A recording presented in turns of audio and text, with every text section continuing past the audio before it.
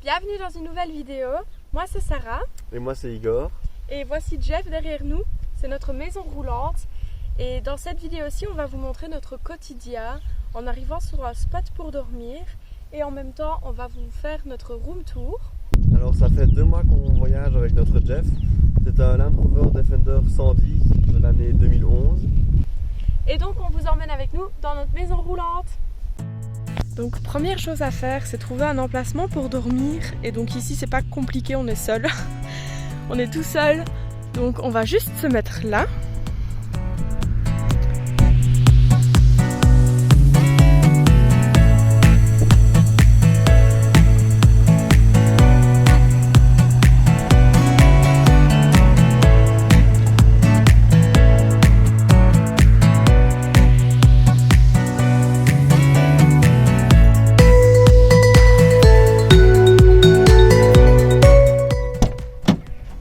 Alors la première chose qu'on fait quand on arrive à un endroit, c'est qu'on regarde si la voiture est bien droite. Et si elle n'est pas droite, on a des plots pour mettre en dessous des roues qui sont ici. Mais voilà, maintenant pour le moment, ici à l'endroit elle est bien droite, donc on n'en a pas besoin.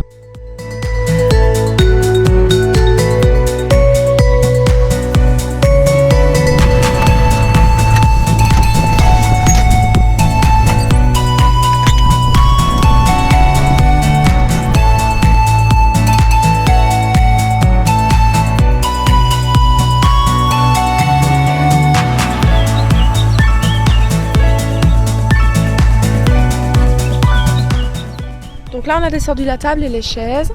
Et là on va encore descendre les barres pour tendre la tente et le marteau avec les tendeurs.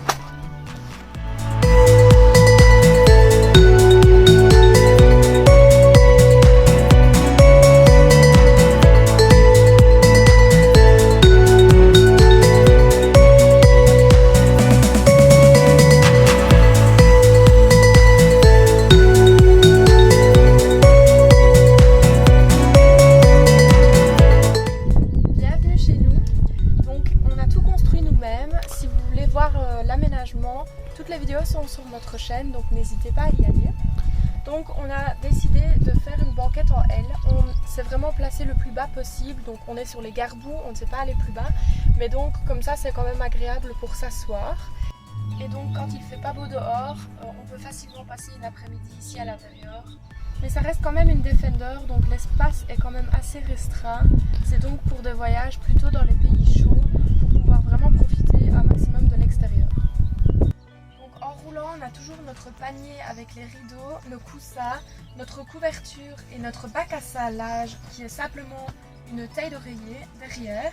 Et ce que je vais faire, je vais tous les mettre devant pour pas qu'elles nous gênent et qu'on puisse circuler librement ici en bas.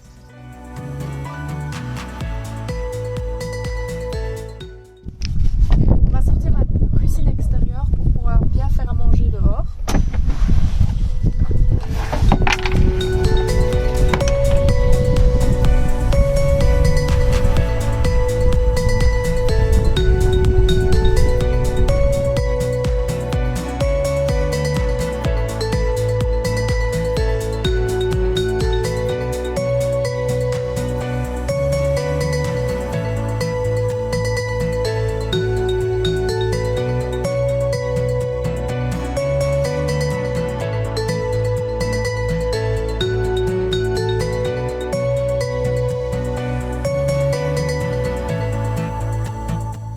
Voici notre cuisine.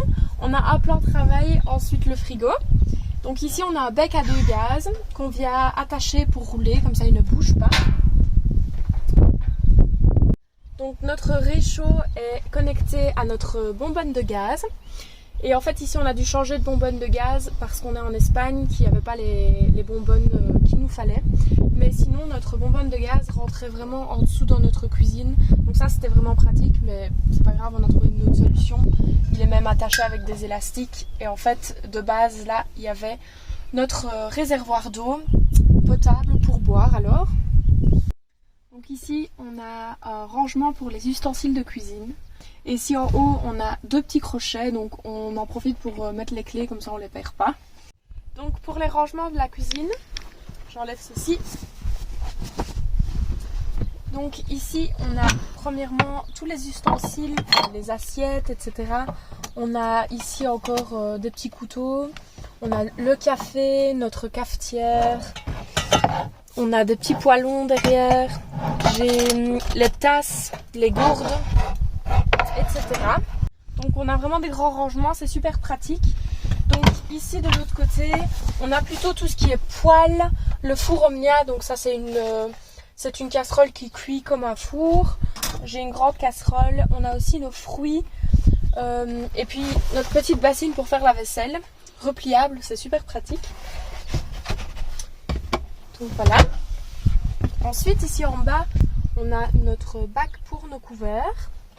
Et on a aussi la poubelle qu'on a mis ici dedans. J'ai aussi quelques produits ménagers pour faire un peu le ménage quand même.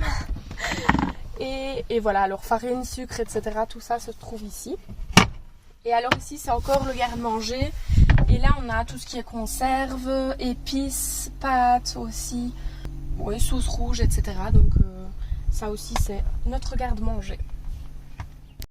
Donc voici notre frigo. C'est de la marque Engel et il est vraiment top parce qu'il a une grande capacité. Et donc il marche chez nous sur du 12 volts et il consomme vraiment pas grand chose. Donc on y met vraiment beaucoup de choses. Et il fait aussi congélateur, mais nous on n'en a pas besoin, donc on le laisse en tant que frigo. Donc ici derrière on a deux rangements, une fois l'électricité et une fois notre coffre-fort. Donc ici pour l'électricité, on a notre convertisseur avec, il fait du 300 watts et on a aussi toutes nos sécurités, donc s'il y a un problème, c'est facile d'accès. Et alors ici derrière on a notre coffre-fort. Donc on y met nos objets de valeur et nos objets personnels. Donc voilà, on a tout ce qui est câble, notre souris, on a notre disque dur externe, etc., etc. On a la GoPro, donc on y met aussi l'ordinateur lorsqu'on quitte la voiture, etc. Donc voilà, il y a aussi quelques bouquins sur le voyage et ça. Mais c'est vraiment l'endroit où on y met nos objets de valeur. Et donc ici on a un seul rangement. Et là c'est plutôt tout ce qui est salle de bain, on va dire. Donc on a nos essuies, on a les essuies de vaisselle, un paillasson, on a nos deux trousses de toilette. Et puis on a aussi tout ce qui est chaussettes et sous-vêtements là-dedans.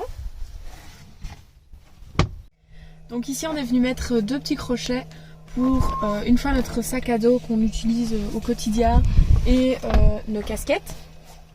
On a aussi encore une lampe ici derrière pour avoir un peu plus de luminosité. C'est super pratique parce qu'en fait on sait l'accrocher où on veut. Et alors on ne pouvait pas partir sur notre guitare, enfin sur la guitare d'Igor. Et donc on est venu juste l'attacher en fait avec des tordeurs élastiques. Donc voilà. Et donc on a aussi des grands rangements sous la banquette. Donc ici en fait on met tous nos vêtements. Donc chacun a un bac, côté d'Igor et le côté de Sarah. On ne peut pas prendre si ça rentre pas. Donc voilà. Et donc notre dernier rangement est au-dessus de la cuisine. Donc c'est un peu le fourre-tout, on va l'appeler comme ça parce qu'on y met plein de choses. Donc ici dans le coin par exemple on a notre papier toilette avec notre trousse de toilette pour notre quotidien. Ensuite c'est l'armoire gougouille en même temps. On a les écouteurs pour si on travaille sur les vidéos, etc. On a des livres et des carnets de dessin parce que voilà, on aime bien dessiner. On a une trousse avec de quoi écrire. Ensuite ici on a nos sachets pour aller faire les courses. Et très important, les petites lumières. Et alors on a aussi notre lampe frontale, toujours très important. On a aussi des pinces à linge, etc. Et puis des jeux de société quand on s'ennuie ou quand il fait pas beau. Donc je vais vous montrer maintenant comment on fait le lit parce que c'était vraiment très important pour nous d'avoir la place pour dormir dans la voiture. Donc on est venu mettre des petites lattes ici pour pouvoir poser la planche qui est juste ici derrière. Donc on la prend.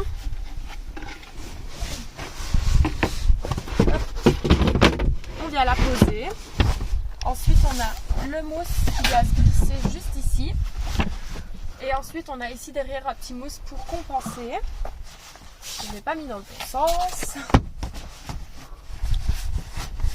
Voilà, on vient bien coincer le tout. Comme ça ne glisse pas. Donc voilà notre lit. Il est suffisamment grand pour 2 personnes. Il fait 1,20 m sur 1,90 m de long. Donc on n'est pas très grand, donc ça va, c'est super. Et il est aussi très agréable grâce à nos mousses qu'on a fait faire sur mesure. Donc sur la porte arrière, nous avons fait une petite table qui est vraiment pratique quand on n'a pas envie de cuisiner sur la cuisine extérieure. En fait, on vient cuisiner ici. Et alors ici, on sait aussi prendre des essuies pour les faire sécher, donc c'est vraiment pratique. Donc maintenant, on va passer à l'extérieur de l'aménagement. On va commencer par la première porte. Donc celle-ci, c'est la porte avec notre réservoir d'eau. Donc on a ici un petit tuyau qu'on peut ouvrir pour pouvoir prendre de l'eau. Et on a pris 60 litres d'eau parce qu'on voulait quand même être assez en autonomie en eau et pas devoir recharger tous les 2 jours de l'eau. Donc avec 60 litres, on tient facilement une petite semaine. Et surtout pour le moment, il ne fait pas encore super chaud, donc on boit un petit peu moins. Et on ne prend pas de douche, on a une petite douchette ici pour pouvoir prendre des douches.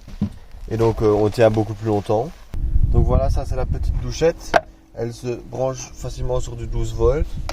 Donc on a mis une petite prise ici pour pouvoir facilement brancher la petite douchette.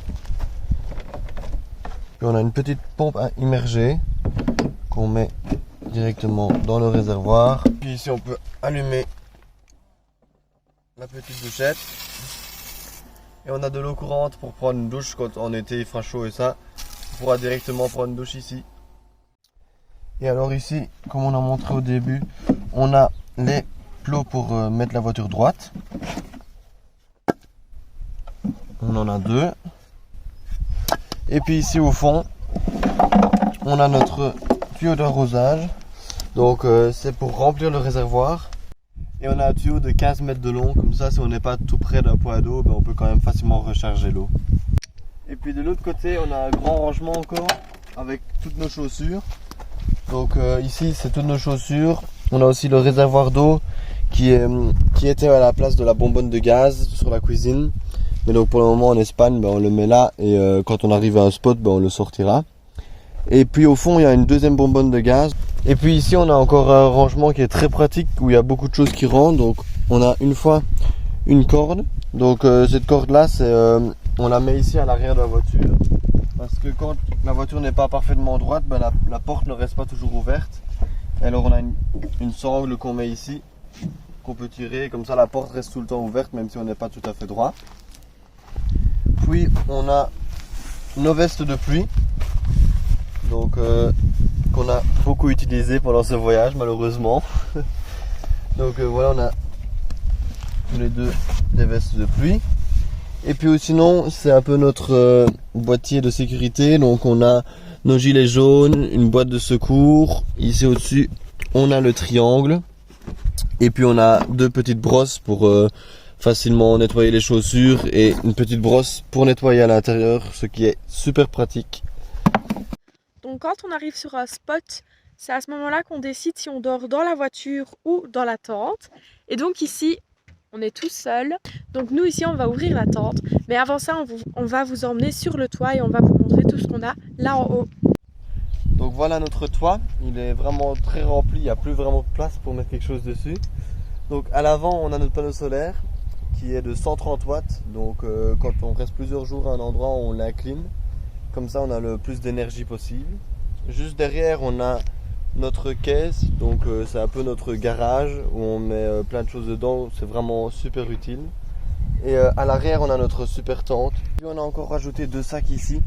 Donc j'ai une fois l'extension de la tente. Donc c'est à l'arrière de la tente, il y a une pièce en dessous qui se rajoute.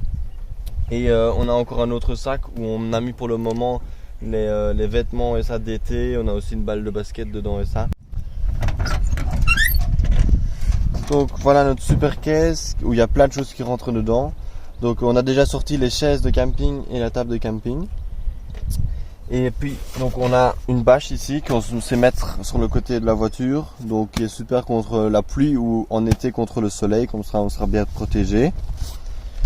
Puis on a encore un deuxième sac, comme ça si on veut partir, comme par exemple quand on est parti à Barcelone pendant 2 jours, on avait besoin de 2 sacs, donc on a un deuxième sac ici.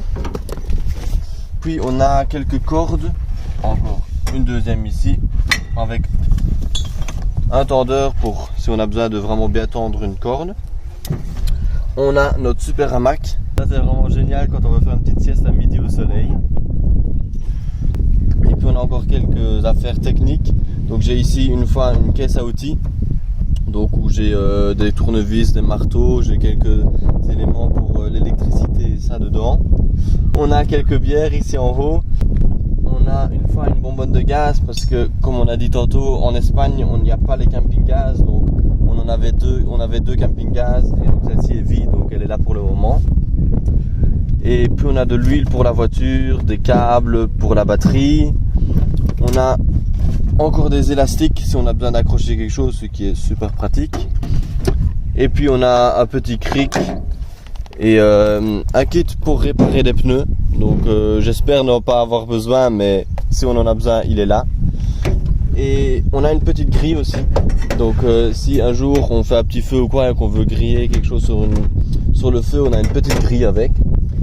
Et puis juste une barre encore pour plus facilement savoir enlever un pneu. Comme aujourd'hui, on est sur un super spot où on peut ouvrir la tente et ça, on va le faire. Et on va vous montrer comment on le fait.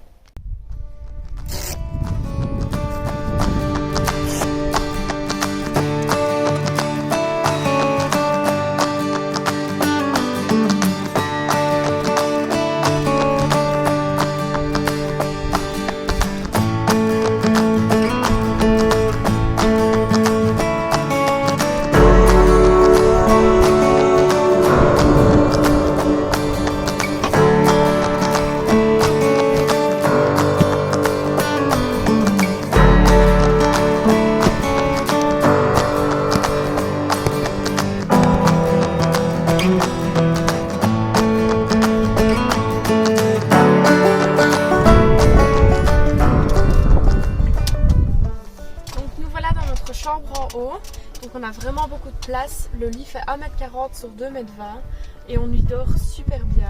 Et alors on a une super vue quand on regarde par là.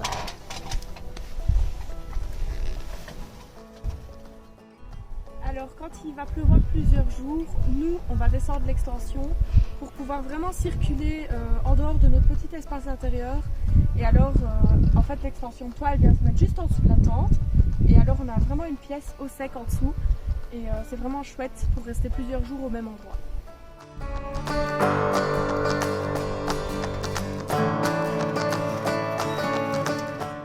Donc voici l'extension quand elle est placée sur le sol, donc on peut vraiment imaginer la taille qu'elle fera au final. Et donc maintenant il faut juste encore la monter et venir l'attacher là, juste en haut.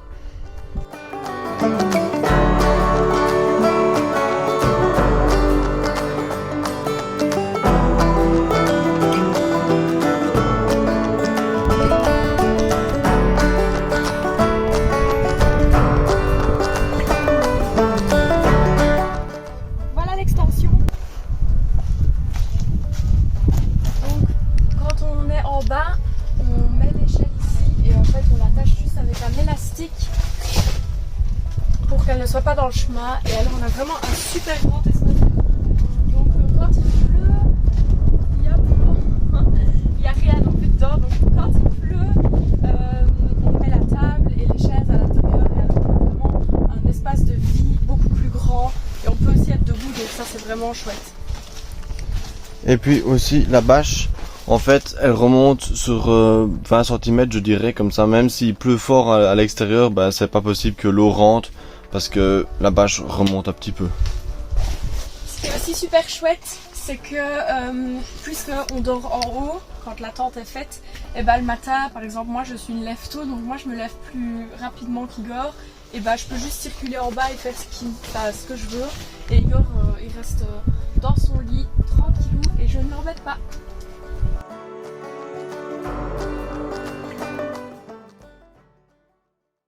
Donc on vous a montré toute notre maison roulante et tous ses équipements.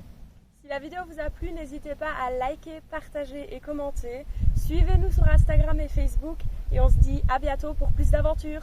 Salut.